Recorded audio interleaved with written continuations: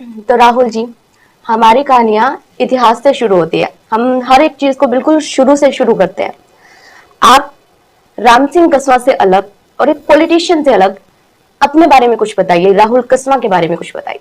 मेरे बारे में यही है कि मेरी schooling Birla public school Pilani में हुई है और उसके बाद मैंने कॉलेज किया दिल्ली यूनिवर्सिटी से। फिर मैंने पीजी किया मार्केटिंग के अंदर and I started little bit of my business.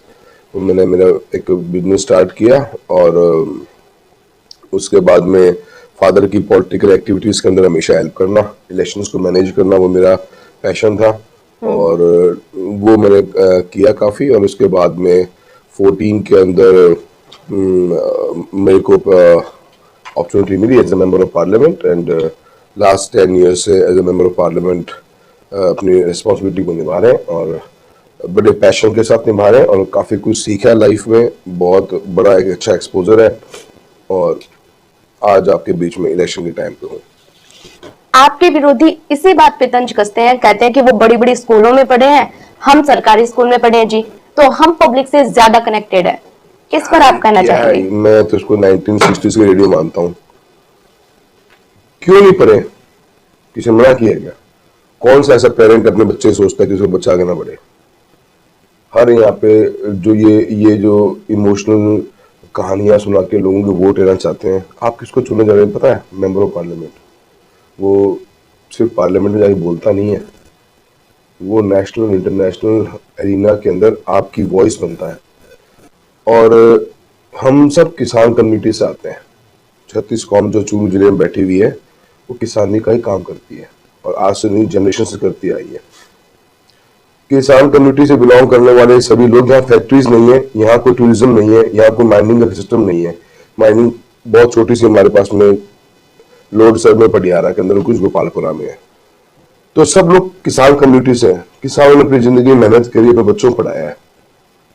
हर आदमी को आपने कहा हिस्ट्री की बात करेंगे तो पर हिस्ट्री में जाना पड़ेगा। सब किसानी करते थे। कोई 2 जनरेशन पहले खेत छोड़ के आ गया, कोई 1 जनरेशन पहले छोड़ के आ गया, कोई आज छोड़ रहा है। कितने बच्चे आज पढ़ रहे हैं, अच्छे स्कूलों में पढ़ रहे हैं। आज 450 गवर्नमेंट के स्कूल्स हैं, उन सब स्कूलों में बच्चे पढ़ रहे हैं। वो क्या ड्रीम लेके पढ़ रहे हैं कि कुछ बनेंगे जिंदगी में, वो बनेंगे तो आगे बढ़ेंगे। और ये सरकारी स्कूल का जो ये इमोशनल कॉन्सेप्ट लेके चल रहे हैं ना, मेरे ग्रैंडफादर हिसार में जाट कॉलेज में पढ़े, मेरे फादर ने हमीरवास में पढ़ाई करी, 5 किलोमीटर पैदल जाया करते थे।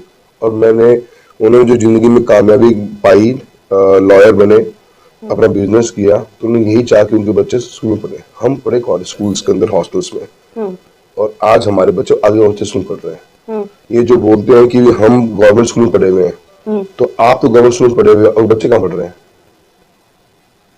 ये तो बताओ, आपके बच्चे कहाँ पढ़ रहे हैं? क्या वो भी गवर्नमेंट स्कूल पढ़ रहे हैं? नहीं। कहते ना आसान होता है, आप लाइफ में मूव कर जाते हो। मैं जब पढ़ता था पिलानी के अंदर तो हम राजगढ़ तहसील के शहर के 2 या 3 बच्चे पढ़ते थे बिरला पब्लिक स्कूल में। आज मेरे ख्याल से 500 पढ़ते होंगे। यही तो अपलिफ्टमेंट है, ये तो सोसाइटी इंप्रूव करती है, आगे बढ़ते हैं हम। आज हम स्कूल एजुकेशन को आज गवर्नमेंट स्कूल में क्यों इंप्रूव करना चाहते हैं? ताकि पैरेलल सबको एक मौका मिल जाए। जो बच्चे गांव तक ही सीमित है, हर पेरेंट की लाइफ में इतना इनकम तो नहीं होती ना कि वो हर चीज मैनेज कर जाए। इतना इजी तो नहीं है। आप उसका मजाक बना रहे हो कि और ये क्या इमोशनल चीज लेके आ रहे हो? एजुकेटेड है और प्राउडली है और आगे उसी एजुकेशन उसी नॉलेज के साथ में पब्लिक के साथ में काम किया 10 साल के लिए। तो एजुकेशन से आगे अगर हम आते हैं पॉलिटिक्स पे, तो झुंझुनू में औला, नागौर में मिर्धा, जोधपुर में मदेरना और चूरू में कस्वा परिवार का सालों से सिक्का चलता आ रहा है राजनीति में। लेकिन क्या आपको ये लगता है कि इस बार यानी अब पिछले कुछ सालों से कस्वा परिवार की पकड़ थोड़ी कमजोर हुई है, और या फिर आपको राजनीतिक रूप से आपको और आपके परिवार को नजरअंदाज करने की कोशिशें हुई है? देखिए, हम इस कॉन्सेप्ट ऑफ पॉलिटिक्स में है ही नहीं जी। हमारा तो सिंपल सा है कि ग्रैंडफादर ने शुरुआत करी थी राजगढ़ तहसील से। यहाँ के लोगों के बीच में हम रहते थे, उनके साथ में उठना बैठना। उस समय की रिक्वायरमेंट्स अलग थी, पॉलिटिकली पार्टीज थी भी नहीं, इंडिविजुअल इंडिपेंडेंट इलेक्शन लड़ते थे हमेशा। और वो लड़ते लड़ते एक वोट बैंक आपका बन जाता है जो आपके लोग नजदीक होते हैं। शेखावत जी ने 1991 में जब ये सोचा कि भी यहाँ पे इलेक्शंस में किसको खड़ा किया जाए, उन्होंने अपनी ब्रेनस्टॉर्मिंग करी होगी कि चूरू में किस किस पॉकेट में कौन इंडिविजुअल जो होल्ड रखता है, तो उन्होंने राम सिंह जी को एक मौका दिया। उस वक्त फादर एमएलए इलेक्शन कंटेस्ट कर चुके थे पर हार गए थे, और हम एज ए सरपंच ही थे। तो वो तो आपकी एक जर्नी है जी, कोई ऐसा कोई पॉलिटिकली सिस्टम, और ये सब पॉकेट्स में हमने तो चूरू की पॉलिटिक्स करी है, न हम चूरू से कहीं बाहर गए, न चूरू की समझ में आया। और ये हमारा पैशन है, घर का एक घर के कल्चर हो जाता है। फिर ये अगर आप अब देखोगे मेरे ग्रैंडफादर टाइम पे घर के हमारे जो बर्तन थे, हमारे लोग ठहरने की व्यवस्था जो थी वो इतनी बड़ी थी कि हम एवरीडे 50-60 आदमी खाना खा रहे हैं आपका, तो वो आपकी लाइफस्टाइल ही बन जाती है। 50-100 लोग डेली घर पे आ जाते हैं, आप मिलते हैं, उनकी बात सुनते हैं, उनका हेल्प करते हैं, वो एक कल्चर बन जाता है। ये कहना बड़ा आसान है कि लेगेसी, ठीक है, ये लोगों को, जिन लोगों को वो लाइफ में वो पा नहीं पाते, वो जरूर इसमें कुछ नेगेटिव ढूंढने की कोशिश करते हैं। पर एक बार करके तो देखो, एक बार 5 साल का टाइम अपना घर, अपनी जिंदगी पब्लिक के लिए खोल के तो देखो, तब मालूम पड़ेगा कि ये कितना डेडिकेशन मांगता है। It's not an easy thing. हर दिन मॉर्निंग में घर के तीनों फैमिली मेंबर्स अलग अलग कोने में निकल जाते हैं सिर्फ लोगों के सुख दुख को अटेंड करने के लिए, उस रिलेशनशिप को बिल्डअप करने। मैं तो मेरा एग्जांपल दूंगा, बचपन से उठा तो फादर को नहीं पता लगता था कि हम कौन से क्लास में पढ़ रहे हैं। हम पापा को देखते थे सिर्फ इवनिंग में या मॉर्निंग में, कभी बैठ के हमने फैमिली टाइम बिताया नहीं है। तो अ लॉट ऑफ कॉम्प्रोमाइजेस भी होती हैं पॉलिटिकल फैमिली में। आज मैं पॉलिटिकल लाइफ में हूँ, मैं तो किसी दिन से बच्चों से बात भी नहीं कर पाते होंगे आप। हाँ, वो आपके एक बिजी शेड्यूल तो रहता है, लेकिन क्या आपको लगता है कि इन दिनों में आपको या आपकी फैमिली की पॉलिटिक्स को कमजोर करने की कोशिश की गई? मैं तो as a politician, I am third generation politician, और मेरा पैशन मेरे को इस मेंबर पार्लियामेंट में डेवलपमेंट करके मिलता है। और मैं लर्निंग भी बहुत करते हैं, एजुकेट भी करते हैं अपने आप को, और बेहतरीन करें। हम नहीं सोचते कि लेगेसी है कि नहीं है, बात टिकट की नहीं होती है, बात पॉलिटिकल एक स्ट्रक्चर की होती है। ये इलेक्शन एक मैसेजिंग देने का काम कर रहा है। इट्स नॉट अबाउट कि भी हम ताउम्र लड़ेंगे। तो मेरे बच्चों, मेरे 2 बच्चे हैं, इंटरेस्ट ही ना बने, उनका ना इंटरेस्ट करे। धर्मेंद्र जी ने इलेक्शन कंटेस्ट किया बीकानेर में, घर बैठे बैठे जीत गए थे ना, पर नहीं उनको इंटरेस्ट आया। सनी देओल ने इलेक्शन कंटेस्ट किया, नहीं समझ में आया। इट्स नॉट, आज वो रिक्वायरमेंट नहीं है कि हर कोई करता जाएगा। आज के बच्चे एजुकेटेड है, उनकी खुद का एक लाइफस्टाइल है, खुद की नॉलेज है, उनको शायद न समझ में आए या हो सकता आ जाए। आपको पॉलिटिक्स में इंटरेस्ट था और आपने कहा कि जरूरी नहीं है कि आगे की जनरेशन में होगा, लेकिन आपने जब फर्स्ट इलेक्शन की बात की अपने फादर की, तो वहां पर एक और नाम आता है राजेंद्र राठौड़ का। आपने ये सुना भी होगा और बहुत ज्यादा चर्चित भी है मीडिया में कि इन दोनों की जोड़ी को राम लखन की जोड़ी कहा करते थे। और एक जो स्टोरी आती है कि 2013 के विधानसभा चुनाव में आपकी माताजी कमला कस्वा ने सादुलपुर से इलेक्शन लड़ा। सामने थे बीएसपी के मनोज न्यांगली, और मनोज न्यांगली राजपूत समाज से आते हैं। तो राजपूत कैंडिडेट होने के कारण राजेंद्र राठौड़ ने आपके परिवार की मदद नहीं की, ऐसे आरोप लगते हैं मीडिया में। हम मीडिया की बातें बता रहे हैं कि खबरें क्या आती है। फिर 2018 में भी यही हुआ, आपके फादर को टिकट मिला, लेकिन सामने मनोज न्यांगली थे, वो जीत गए। और इसके बाद से दोनों फैमिलीज में अनबन हो गई। अब इस कहानी में कितनी सच्चाई है, और अगर ये सच नहीं है तो तलखियों की वजह क्या है? देखिए, पॉलिटिकल जो स्ट्रक्चर है राजगढ़ तहसील का, उसमें जब से मनोज न्यांगली की एंट्री हुई है, ब्रदर की एंट्री हुई है, कास्टिज्म पे इलेक्शन को बांटा गया। उन्होंने डेलिबरेटली अटेम्प्ट जो इस इलेक्शन में, क्योंकि देखिए चूरू जिले लोकसभा क्षेत्र में हमारी एक तहसील है भादरा, जहां कास्ट के ऊपर वोटिंग नहीं होती। उसके अलावा हर कॉन्स्टिट्यूएंसी के अंदर कहीं ना कहीं उसका एक रोल अदा होता है। सादुलपुर के अंदर एक ही कम्युनिटी के 2 लोग या 3 लोग इलेक्शन लड़ते आए हैं हमेशा से, तो यहाँ कभी कास्टिज्म हावी नहीं था जब तक वो आए। भीम माली जी सनी साहब थे जो 1990s में, उन्होंने थोड़ा बहुत उनके तरफ वो डाइवर्जन हुआ, पर इतना बड़ा इम्पैक्टफुल नहीं था। अब इन्होंने किया है, हमें कभी भी इस चीज को कभी रेज किया। हमने आज तक, हम कितने इलेक्शन हारे होंगे, हमने एमएलए के इलेक्शन कितने भी हारे, हमने आज तक कभी भी किसी को ब्लेम गेम नहीं दिया। इलेक्शन जीतना है तो हमारी काबिलियत से जीते, कोई ना हमें हरा सकता है न कोई हमें जिता सकता है। जनता का आशीर्वाद होता है, उसको स्वीकार करना पड़ता है। लेकिन क्या आपने से कोई कारण माना है दोनों फैमिली में अनबन? देखिए, मैंने तो मेरे मुंह से कभी बोला नहीं, न मैं कभी बोलता हूँ। मुझे पता है कि मेरी काबिलियत होगी तो मैं जीतूंगा, मेरे जनता का आशीर्वाद होगा तो मैं जीतूंगा, नहीं होगी तो मैं नहीं जीतूंगा। और इशू ये नहीं थी, इशू प्रॉब्लम काका जी को इस बात की थी कि वो प्रॉब्लम किस बात की प्रॉब्लम को है, वही तो पब्लिक जानना चाहती है कि आप किस इनके पीछे 15 साल से क्यों पड़े हुए हो? तो वो प्रॉब्लम आपको भी नहीं पता? मुझे तो पता है, मैं तो बोलूंगा नहीं, मुझे तो पता है। और जिस दिन मैं बोलूंगा उस दिन ठीक नहीं रहेगा, उनको ही बोलना चाहिए, क्योंकि इशू तो वो रेज करते हैं कॉन्स्टिट्यूंसी के अंदर, मैं तो करता नहीं हूँ। मैंने तो नई शुरुआत की थी 14 के अंदर, तो लेकिन आप शुरुआत की उनके थी। प्रचार से भी नदारद रहे और इनडायरेक्टली उन्होंने आपको जयचंद कहा, आपने सुना होगा देखिए मीडिया में। जी, मैं नहीं रहा, मुझे बुलाया नहीं गया। हाँ, मतलब पब्लिक ने तो ये देखा ना कि एमपी साहब आ नहीं रहे तभी हैं। तो उसका प्राइस पे किया उन्होंने। भाई आप जब तारानगर से इलेक्शन कंटेस्ट किया था आपने 8 में, जब आप राम सिंह जी कसवा को हर दिन हर पल अपनी गाड़ी में लेकर जाया करते थे, तो कम्युनिटी के अंदर एक मैसेजिंग जाता है, उसका वो इलेक्शन उसका डाइवर्जन नहीं होता। हम परसेप्शन क्रिएट करते हैं पॉलिटिक्स में, द मोमेंट परसेप्शन क्रिएट हो जाता है, पब्लिक उस हिसाब से वोटिंग करती है अपनी। लेकिन उनके समर्थक ये कहते हैं कि अगर एमपी साहब नहीं होते तो उनका मौर्य बोलता नहीं। आपने सुना होगा मौर्य बोल दूंगा डायलॉग, बहुत फेमस हुआ था। आरोप आप पे लगते हैं। देखिए जी, आज भी वो कैलकुलेशन नहीं कर पा रहे, आज भी वो इंट्रोस्पेक्शन नहीं कर पा रहे कि आपका इलेक्शन आप हारे क्यों हो। आपने कहा कि मुझे किसी जरूरत नहीं है, मैं मुख्यमंत्री बन चुका हूं। आपने इतना आपका एरोगेंस था, आपकी बॉडी लैंग्वेज, कास्टिज्म के नाम पे इतनी कमेंट्स हुई उनके घर के परिवार के सदस्यों के द्वारा, उनके फैमिली मेंबर्स की तरह जो उनके बिजनेस पार्टनर्स है उनके द्वारा। कम्युनिटी को डिवाइड करने का काम किसने किया, और ऊपर से उन्होंने कभी इस बात का कटाक्ष भी नहीं किया। परसेप्शन उन्होंने क्रिएट किया कि we do that he doesn't need us. मेरे पास तो कभी उन्होंने कहा ही नहीं क्या चलो, मेरे पास तो 19 को इलेक्शन के टाइम फोन आया था कि रोको। मैं कैसे आप रोको, राजगढ़ में किसी को रोकता है क्या अपने से कोई? ये तो पब्लिक है। मैं कभी आपको कहा है कि भी मुझे पता है कि भी कास्टिज्म का इतना इंपैक्ट है, उसको हम जितना डायल्यूट करेंगे एज अ मैच्योर पॉलिटिशियन उतना सोसाइटी के लिए बेनिफिशियल होगा। हम उसको डायल्यूट नहीं करेंगे तो हमारे ऊपर वो जिंदगी भर ताउम्र का एक इल्जाम लगता है। तो मैंने उनको, वो तो अपने आप को जो समझ रहे थे ना, वो उनकी मिसकैलकुलेशन है। वो चाहते ये थे कि मैं इतना बड़ा हो चुका हूं, मैं तो टिकटें बांट रहा हूं, कौन क्या मेरा ये कौन टिकट वाला है। 2-3 सर्वे कराए उन्होंने चूरू के, तारानगर के, सीट उन्होंने चेंज करी अपनी, पूरी पार्टी उनके पास में थी, पूरी पार्टी जेब में थी, जब चाहते तो अध्यक्ष महोदय उनके पास पहुंच जाया करते थे। तो आप किसी पे कैसे इल्जाम डाल सकते हो?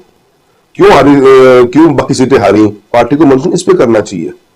पार्टी को काबिज करके आप बैठ चुके हो और पार्टी के साथ जो धोखा किया जा रहा है वो ठीक है, पार्टी की आग निकल, पार्टी की आंख जरूर खुलेगी और पता लगेगा कि क्या क्या उनके तो ये आपने कहा कि टिकटें वो बांट रहे थे, उनका कहीं ना कहीं परसेप्शन था जी, बिल्कुल 100% था। तो आपको लग रहा था कि आपका टिकट कटने वाला है? आपको कहीं अंदाजा हो गया था? मुझे नहीं, मैं सोचता इन मामलों में, मैंने कभी किसी से बात करी, मैं जरूर मैं सीनियर लीडर से मैंने पार्लियामेंट के सेशन के टाइम में मुलाकात करी थी। उनका वो पॉजिटिव उनका रुख था, क्योंकि देखिए मतलब आपको कहीं से एहसास नहीं हुआ? आपको पता कैसे चला, कब चला कि मेरा टिकट कट गया? टीवी के ऊपर देख टीवी के ऊपर देख के पता चला। और ये है कि फिर आपने ये कब डिसाइड किया कि आपको पार्टी छोड़नी है? क्योंकि बीजेपी में क्या होता है, अक्सर नेता पार्टी आसानी से छोड़ते नहीं है। कांग्रेस से ही बहुत सारे नेताओं को आते हुए देखा, लेकिन आपने बहुत ही क्विक डिसीजन लिया। और लोग पूछ रहे हैं कि इस फैसले के पीछे अदृश्य ताकत कौन है? मीडिया हल्कों में खबर है कि आपको ये ताकत मैडम से मिली है। ताकत तो जनता की, तभी तो इलेक्शन लड़ पाए। भाई जिस दिन आपकी टिकट काटी गई बिना कोई रीजन के, मैंने 8 दिन का टाइम दिया, मैंने गुना पूछा कि बात टिकट की नहीं होती। आपने मेरे से टिकट मांगी थी ना 2023 के एमएलए इलेक्शंस में कि राहुल कसवा जी हम एक घर में 2 टिकट नहीं देंगे। मैं सर ओके, फेयर इनफ, भाई पार्टी है, पार्टी का डिसीजन है, उसको अप्रिशिएट करना चाहिए, और मैंने किया हमेशा।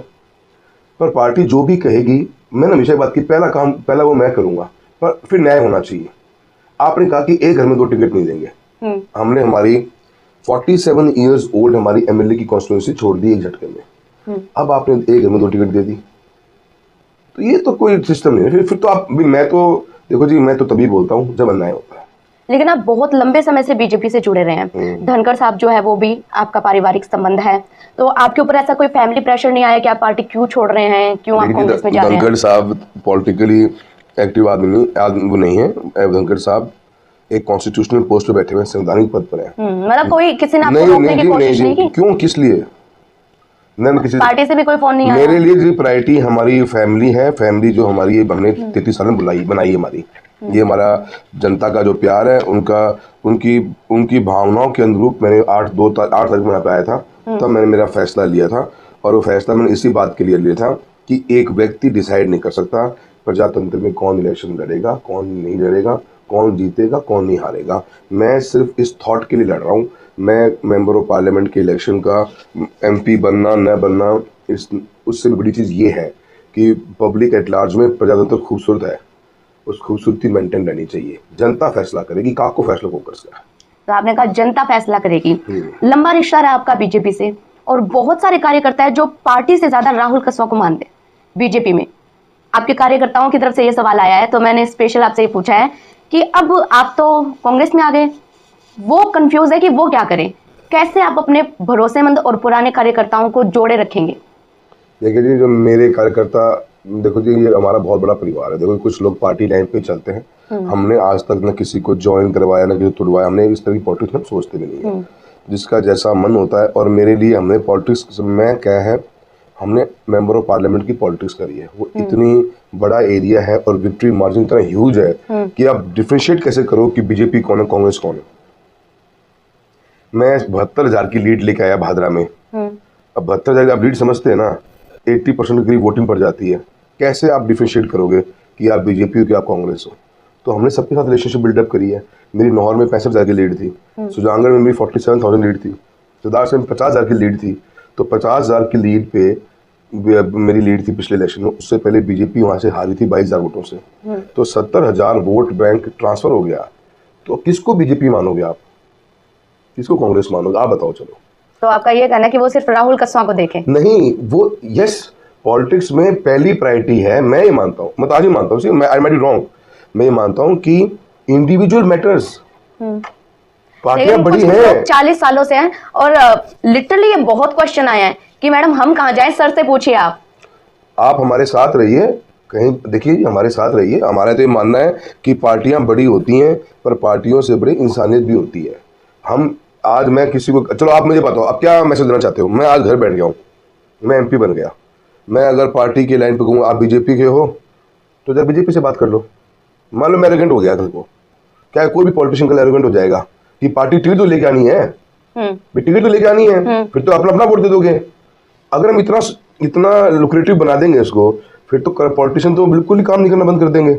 मेरे पर कोई सिस्टम, मेरे को अकाउंटेबिलिटी तो हो, मेरे को रेस्पॉन्सिबिलिटी तो हो कि मुझे जिम्मेदारी निभानी है। 5 साल के टाइम में बीजेपी के अंदर मैं कोई एमपी बन जाए, मैं बन गया, मान लो बीजेपी 5 साल एमपी हो, मैं कहीं घर से बाहर निकलूँ ही ना, अरे टिकट तो लेके आनी है, पार्टी टिकट ले आऊँ दिल्ली में मैनेज करके आराम से। यहाँ काम करने की जरूरत क्या है, फिर जनता क्या क्या होगा। तो आप बोले कि काम के मतलब इंडिविजुअली लोग आपको सपोर्ट Yes. करें, ऐसा आपने कहा। लेकिन आपने ये भी ट्रेंड देखा होगा कि 1999 से कांग्रेस एक बार भी इस सीट पे जीती नहीं है, और दूसरी सबसे बड़ी बात कि 10 साल का आपको समय हो गया, एक अच्छा खासा समय है। तो ऐसे में एक नेता के लिए एंटी इनकम्बेंसी का भी खतरा रहता है। अब आप कांग्रेस पार्टी में आए हैं जो आपके लिए अभी नहीं है, ठीक है, तो आप जनता से किस बिना पर वोट मांगेंगे? एंटी इनकम्बेंसी मैम उनकी होती है जिनके आगे कंपटीशन होता है। आप फील्ड में अकेले दौड़ रहे हो, पैरेलल तो आप देवेंद्र झाझड़िया को कंपटीशन नहीं मानते? कहीं से भी नहीं है, किसी एंगल से कैसे हो सकता है बताओ आप वो 20 दिन पहले आए हैं, क्या किया, क्या इन्वॉल्वमेंट उनका पॉलिटिक्स में, चूरू कॉन्स्टिट्यूंसी के लिए कौन सा इशू रेज किया, किन लोगों के सुख दुख में पहुंचे, कभी आज तक पब्लिक डीलिंग उनकी कोई हुई है क्या, जीरो है। तो कैसे कंपटीशन होगा। और लेकिन उनके साथ एक सपोर्ट भी तो है पार्टी का ही ना, पार्टी के अलावा भी। कैसे, जैसे नाम बताओ। पार्टी के अलावा मतलब जो यहाँ से जुड़े हुए जो एक लीडर है राजेंद्र राठौड़, राजेंद्र राठौड़ जी का, साथ। राजेंद्र काको साका तो पता लग जाएगा लोगों को 19 तारीख को। काका साहब ने तो वहम पाल लिया है, वजन उठा लिया अपने सिर के ऊपर कि वो ही लोगों को एमपी एमएलए प्रमुख प्रधान बनाते हैं। और आज भी वैसे स्टेटमेंट देते हैं कि चूरू के एमएलए मेरे नाम की फोटो लेके घूमे, जो आपने वायरल सुनी भी होगी, तब जाके वो एमएलए बने। तो काका का तो वजन हल्का जनता कर देगी इस 19 तारीख को। देखिए जी, एंटी इनकम्बेंसी तब होती है जब दो व्यक्ति पैरेलल अपनी कॉन्स्टिट्यूंसी में काम कर रहे होते हैं, then you can choose A और बी। जब आप अकेले ही दौड़ रहे हो, दूसरा बंदा आपकी फील्ड में सामने नहीं है, तो एंटी इनकम्बेंसी कैसे जाएगी। हमारे पास तो एसेट है कि हमने डेवलपमेंट करवाया है, कनेक्ट विद द पीपल रहे, हम ऑनेस्टी से काम किया है, और इश्यूज को हमने बैंक में रेज किया हमारे लोकसभा के अंदर। We were active in the constituency since last 10 years. 20,000 crore काम कराए मैडम, छोटी मोटी चीज़ नहीं होती। और ऐसा नहीं कि कोई एक प्रोजेक्ट लेके आ गए हों, मल्टीपल डिपार्टमेंट्स के मल्टीपल वर्क है हमारे पास में। शायद ही गवर्नमेंट ऑफ इंडिया कोई मिनिस्ट्री बची होगी जिसका इन्वॉल्वमेंट राजगढ़ चूरू जिले के लोकसभा क्षेत्र में नहीं हुआ हो। तो आप कैसे एंटी इनकम्बेंसी बोल रहे हो। एंटी इनकम्बेंसी तब होती है जब पैरेलल कोई आदमी आपके सामने भादरा में घूम रहा है और सुजानगढ़ भी घूम रहा है, सुधारसर भी जा रहा है और तारनगर भी आ रहा है। आप लेकिन ये कह रहे हैं कि देवेंद्र झाझड़िया को आप कंपटीशन मानते ही नहीं है। मैं तो नहीं मानता। और उन्होंने टिकट मिलने से पहले कहा था कि वो आपके अच्छे दोस्त हैं, एक साथ मिलकर आप दोनों काम करोगे। लेकिन अब उनके 3 फेमस स्टेटमेंट है जो इन दिनों मीडिया में वायरल हो रहे हैं और मैं उनको कोट करना चाहूंगी। उन्होंने कहा है कि मैं नरेंद्र मोदी के लिए वोट मांग रहा हूँ, वो राहुल गांधी और सोनिया गांधी के लिए वोट क्यों नहीं मांग रहे। उन्होंने ये भी कहा है कि जिस व्यक्ति ने एक चम्मच तक नहीं जीती वो एक गोल्ड मेडलिस्ट पे सवाल उठा रहा है, और मैं विकास के नाम पर वोट मांग रहा हूँ, वो किस चीज के नाम पे वोट मांग रहे हैं। इनके जवाब में आप क्या कहना चाहेंगे? मैं तो जी चूरू की जनता के लिए वोट मांग रहा हूँ। मैं चूरू की जनता के फ्यूचर के लिए वोट मांग रहा हूँ। मैं जनता के स्वाभिमान के लिए वोट मांग रहा हूँ। मैं प्रजातंत्र को जिंदा रखने के लिए वोट मांग रहा हूँ। मैं काका के वजन को हल्का करने के लिए वोट मांग रहा हूँ। मैं अहंकार और घमंड को खत्म करने के लिए वोट मांग रहा हूँ। हम पब्लिक का पहला कॉन्सेप्ट पब्लिक प्रजातंत्र का ये है, पीपल्स वॉइस। ये जनता की आवाज होनी चाहिए। ये जनता की अगर आवाज नहीं तो इस आवाज का कोई फायदा नहीं। हम पार्टी की इलेक्शंस नहीं कंटेस्ट कर रहे हैं। यहाँ पे पार्टी में कोई मंडल अध्यक्ष जिला अध्यक्ष नहीं बनने वाला है। ये जीता जागता 22 लाख लोगों का एक सांसद बन के एक आवाज जाएगी। जनता की वॉइस की बात हो रही है। तो नंबर 1 तो ये कि हम इस प्रजातंत्र को बचाने के लिए लड़ रहे हैं। नंबर 2, जो उन्होंने चम्मच वाला स्टेटमेंट दिया है वो तो उनका बहुत ही मुझे लगा कि कमज़ोर स्टेटमेंट है, क्योंकि मैं तो कांग्रेस का प्रत्याशी हूँ, इंडिया गठबंधन का। अगर मैं उनकी बात पे चलूँ तो वो ये कहते हैं कि मैंने तो अवार्ड लिए हैं, आपने तो चम्मच भी नहीं जीती आज तक। ये मतलब है ना आपका। तो बीजेपी के 543 सांसदों को टिकट डिस्ट्रीब्यूट करेगी भारतीय जनता पार्टी। उनको छोड़ के सब चम्मच वाले ही हैं, क्योंकि किसी के पास भी अवार्ड नहीं है। ओलंपिक अवार्ड लेने वाले इंडिया में गिने चुने लोग हैं, और पैरा ओलंपिक्स में उन्होंने अवार्ड दिया है। तो मैं ऊपर से लेकर नीचे तक नाम गिनाऊं तो मुझे अच्छा लगेगा नहीं। आप खुद गिन के देखो और आप सोचो एक बार, क्या राजस्थान में ऐसा कोई सांसद है बीजेपी का जो कंटेस्ट कर रहा है इसमें इलेक्शन, वो कोई अवार्ड लेकर आया? वो उन्हें जनता का अवार्ड लिया है, 6 बार से सांसद हैं। आप एक बार लेके देखो, मालूम पड़ जाएगा। ये जनता अपना आवाज़ सुन रही है। हमने वो अवार्ड लिया। ये क्या बोल देना कि भी मैं तो अवार्ड लेके आया हूँ, आपने चम्मच भी जीती है क्या? आप अपने ऊपर देखो, आपकी पार्टी में आप कितने लोगों के लिए आपने ये बात बोल दी? भी ऐसा कोई है पॉलिटिक्स में कि भी जो ओलंपिक का नेशनल इंटरनेशनल खेलों में अवार्ड लेके आएगा वो तो अवार्ड कहलाएगा, बाकी लोग पॉलिटिक्स में क्या कर रहे हैं फिर? लेकिन आप भी तो ये सामंतवादी विचारधारा की बार बार बात करते हैं। आप किस तरह के सामंतवाद की बात कर रहे हैं? आप कहते हैं कि बीजेपी सामंतवादी हो गई है, विचारधारा सामंतवादी हो गई है। दिखाओ। मैंने कहा एक व्यक्ति की सामंतवादी सोच, एक व्यक्ति की, आप पर्टिकुलर एक व्यक्ति के बारे में कह रहे हैं। मैं तो अभी आपको कितनी बारों बता दिया। सामंतवादी सोच क्या होती है कि मैं ही सब कुछ हूँ, जो मैं चाहूंगा वो होगा। टिकट कटवाने के पीछे 15 साल से एक व्यक्ति काका जी लगे हुए हैं। क्यों लगे हुए हैं? कौन हो आप? किस लिए आवाज उठा रहे हो? क्या मैंने आज तक टिकट मांगी चूरू से एमएलए की? क्या उन्होंने कभी टिकट मांगी? एमपी की टिकट खुद नहीं मांग रहे, किसी और को दिलाने के लिए कसवान जी राहुल टिकट काट दो, कभी राम सिंह जी टिकट काट दो। आज तक आप में अहंकार लबालब भरा पड़ा है। क्या बोलते हो आप पब्लिक एट लार्ज में कि मेरे नाम की माला पहन के एमएलए बनते हैं? क्या है ये कौन सी सोच बोलती है इसको? आज भी आप सरपंच को डरा रहे हो कि आपको मैं 4.5 साल निकालने नहीं है क्या? 100 अधिक बच्चों के ट्रांसफर कर दिए झालावाड़ बाढ़ में। क्या चीज़ है ये अहंकार और घमंड। और क्या स्टेटमेंट दिया 3 दिन पहले कि दारू की गाड़ी नहीं भरनी क्या आपको, लकड़ी की गाड़ी नहीं भरनी क्या आपको? 4.5 साल भरनी है तो वो देख लो, सोच लो। तो ये क्या चीज़, कौन सी सोच बोलोगे इसको आप? ये एरोगेंसी की सोच है, ये अहंकार और घमंड की सोच है, जो कहीं ना कहीं सामंतवादी सोच के साथ कनेक्ट होती है कि मैं ही सब कुछ हूँ, मैं जो चाहूँगा।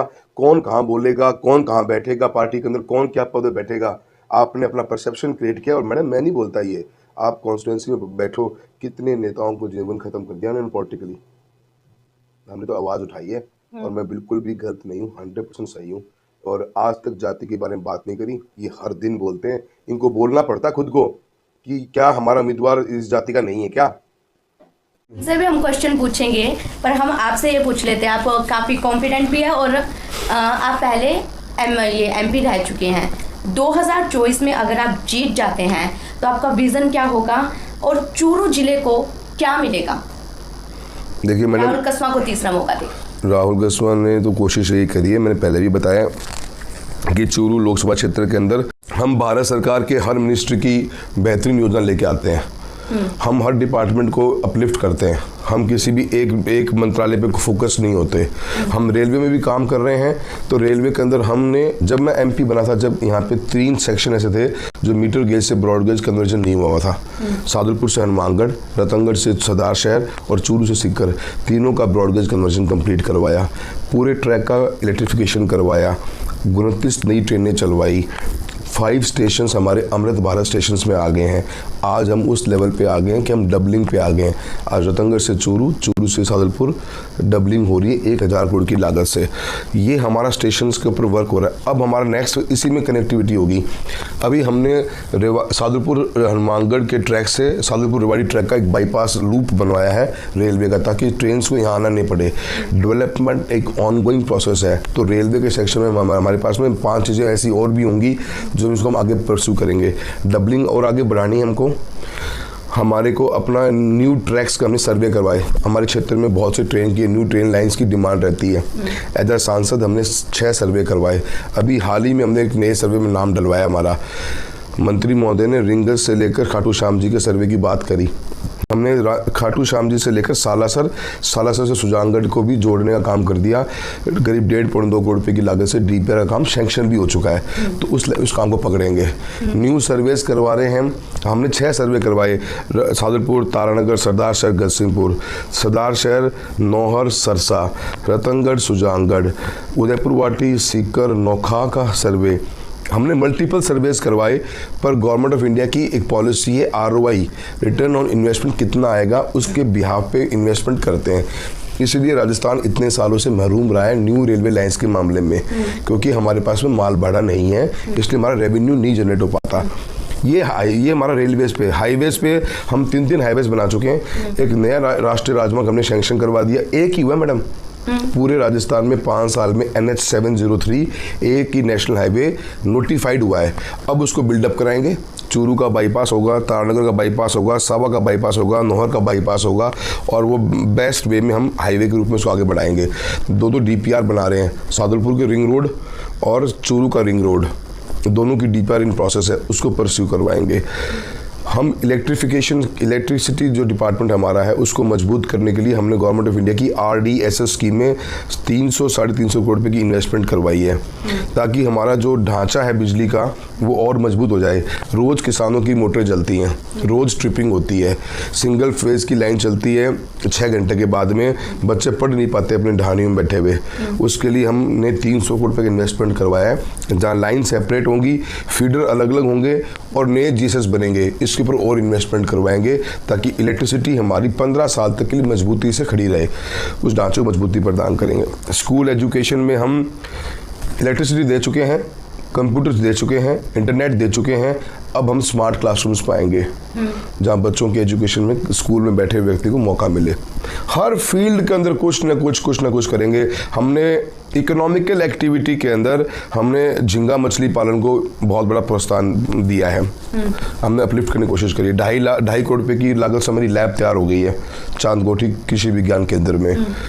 100 करोड़ की DPR बनवा रहे हैं एक्वा पार्क की, उसके पीछे पड़ेंगे। वो एक्वा पार्क लेके आएंगे यहाँ पे, जिससे यहाँ पे किसानों की कोई आर्थिक एक्टिविटी हो और एक बड़ा स्ट्रक्चर खड़ा हो, क्योंकि झींगा पालन का एक्सपोर्ट का बहुत बड़ा मार्केट है इंडिया के अंदर। ऐसे ही खेलों के अंदर हमने 4 सेंटर खोले थे इंडिया में। खेलो इंडिया सेंटर के 65 सेंटर अलॉटमेंट हुए फर्स्ट लॉट में।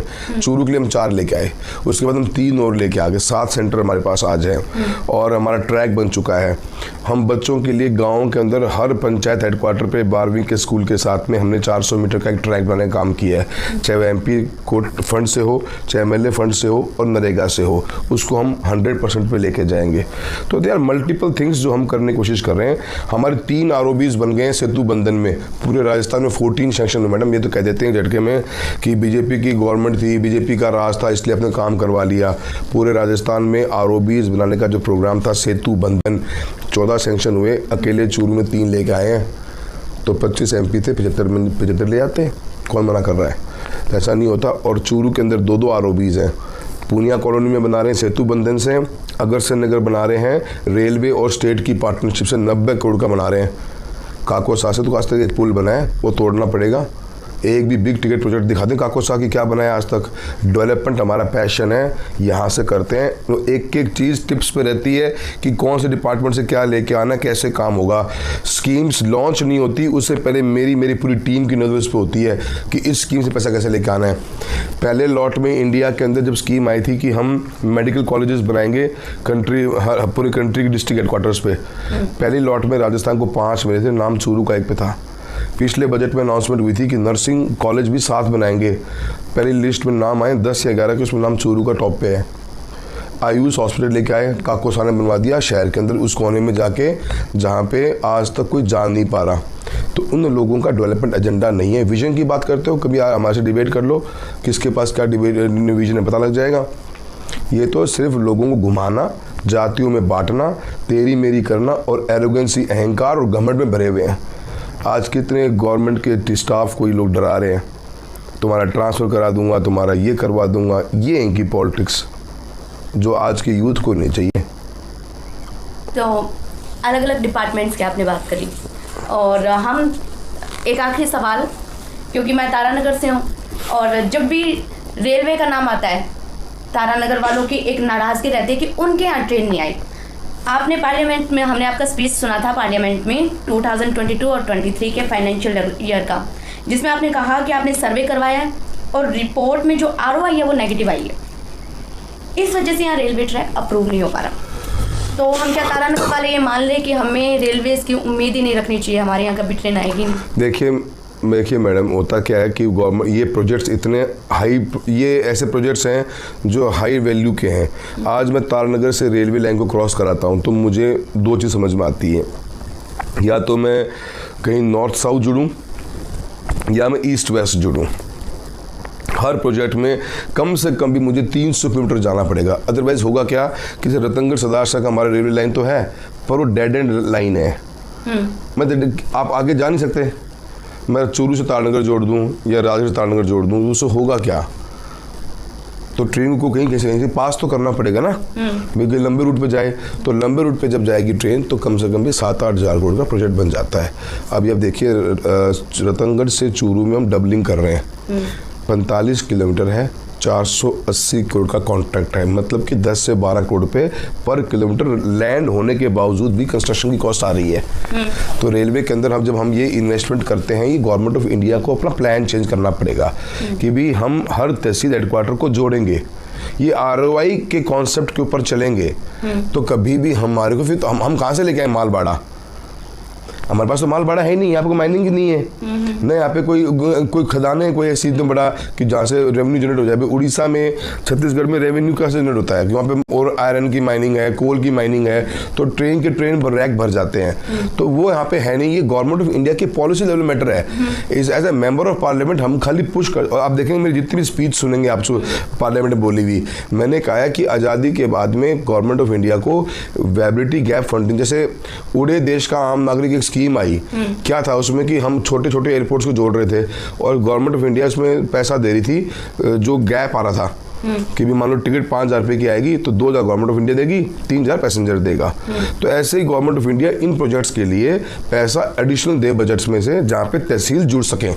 तो ये लड़ाई मल्टीपल लेवल पर लड़ रहे हैं जी, और कोशिश यही है कि मेरा बीदासर का बेल्ट है और मेरा तारानगर का बेल्ट है और सरदार शहर से मुझे कनेक्टिविटी बढ़ानी है। तो हम तीनों के लिए अलग अलग सोर्स से बात कर रहे हैं। अब हमने एक सर्वे कराया था, पता है आपको, मैं 2 मिनट का टाइम आपको और लूंगा। सरदार शहर से सरसा का सर्वे कराया हमने, सरदार शहर, नौहर, सरसा, और सरसा से के बाद में वो बठिंडा तक जुड़ी हुई है लाइन। तो हमारा उसमें कॉन्सेप्ट था कि डायरेक्ट बठिंडा से आप अजमेर आ सकते हो, और जो 2 DFC जाती है हमारी, लुधियाना से कैलकाटा और दिल्ली से मुंबई, DFC जो ट्रैक बिछा हुआ है, इन दोनों को जोड़ने का काम करेगा और माल भाड़े को बहुत बड़ा सपोर्ट मिलेगा। इस मकसद से हमने मंत्री महोदय को और अधिकारियों को समझाया कि आप ये सर्वे करवाइए और इसमें पॉजिटिविटी आएगी और आपका बहुत बड़ा फ्यूल कॉस्ट भी बचेगा, क्योंकि वो डिस्टेंस शॉर्ट पड़ता है। अलग अलग एंगल पे काम करते हैं मैम, और हमारा पैशन है ये। मतलब कि ऐसा नहीं है कि मैप लेके बैठते हैं सीधा ही कि यहाँ से ये होगा, ये मिलेगा।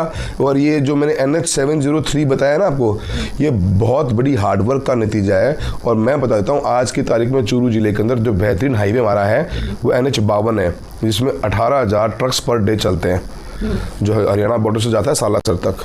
ये उससे भी बड़ा हाईवे होगा आने वाले कल के अंदर। मतलब आपने अपना होमवर्क तो पूरा किया है। आप फिर से क्या तारानगर के लिए आवाज़ उठाएंगे, क्योंकि ट्रेन के लिए तारानगर की जनता तरस गई है? अगर आप जीत जाते हैं, वापस पार्लियामेंट में जाते हैं, तो क्या आप फिर से एक बार आवाज उठाएंगे? बिल्कुल उठाएंगे जी। और मैम जहाँ पे जिस पॉकेट में मेरा मान लो रेलवे नहीं है, उसमें हमने इन्वेस्टमेंट्स और अलग कराई हैं। मेरे बिदासर में मेरे पास हमारे रेलवे लाइन नहीं है, तो मेरे को जो CRF का पैसा मिला, पहला पैसा मैंने दिलाया 56 करोड़ रुपए का, सुजानगढ़ छापर बिदासर सड़क बनाई। सेकंड पैसा दिलाया मैंने 30 करोड़ के लगभग का कातर से लालगढ़ शानदार 7 मीटर की रोड बनवाई, CRIF fund government of India का। ऐसी तारानगर से अडियाल हमने रोड बनवाई बहुत बढ़िया वाली। और अब ये बनाया आपका कौन सा, सावा से भादरा, वो CRF की रोड बनाई है, बड़े शानदार रोड बना के दी है। और ये NH 703 पास करवा दिया। देखिए मैम जिला बहुत लखसो छत्तीसगढ़ बहुत बड़ा है, कहीं कुछ है कहीं कुछ नहीं है। अब मैं तो लेके नहीं आया, ये तो लाइन आई है बीकानेर, रतनगढ़, चूरू, सदलपुर, बीकानेर, मैं क्या करूँ उसमें बताइए। रतनगढ़, सुजानगढ़, डेगाना, जोधपुर, मेरे आने से पहले जो मैं पैदा नहीं हुआ सर सबकी लाइनें हैं ये, तो मैंने तो बनाई नहीं।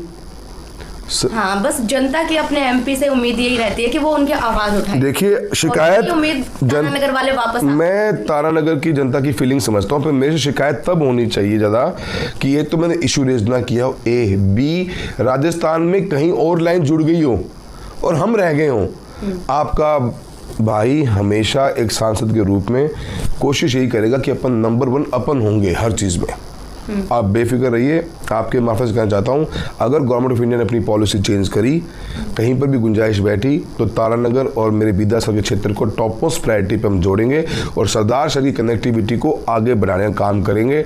चाहे वो हनुमानगढ़ हो, चाहे वो नौहर सरसा हो, चाहे वो गजसिंहपुर हो या डूंगरगढ़ क्यों ना हो, कुछ भी होगा। अगर अपॉर्चुनिटी मिली तो मैं बिल्कुल भी आपको विश्वास दिलाता हूँ, ये प्रोजेक्ट एक एक लाइन का प्रोजेक्ट 5-5, 7-7 हज़ार करोड़ का प्रोजेक्ट है।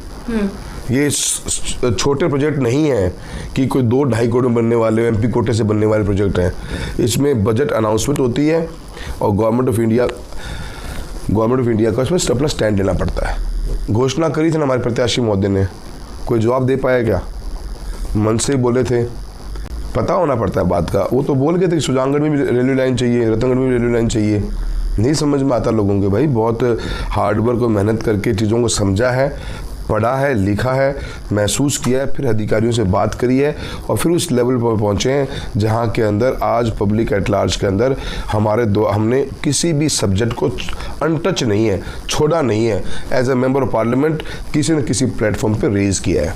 राहुल जी, जैसा आपने बताया हार्ड वर्क तो आप कर रहे हैं। सुबह 6 बजे हम आए थे और ये 9 बजे इनकी मीटिंग थी, सिंगल हैंडेडली ये सब कुछ कर रहे हैं और चाय पीने तक का हमने मौका नहीं दिया इन्हें, लेकिन फिर भी आपने हमें अपने बिजी शेड्यूल में से जो टाइम दिया है उसके लिए बहुत बहुत आपका धन्यवाद। Thank you ma'am.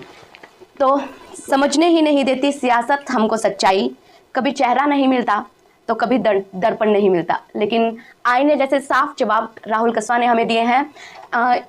इनके जो सामने हैं इनके प्रतिद्वंदी, उनसे भी हम बातचीत करने की कोशिश करेंगे, लेकिन फिलहाल आप हमें ये बताएं कि आप हमें कहां से देख रहे हैं और आपको हमारी ये रिपोर्ट कैसी लगी। कोई भी सजेशन आप हमें इस मेल एड्रेस पर भेज सकते हैं। हम मिलेंगे आपको अगली रिपोर्ट के साथ, तब तक के लिए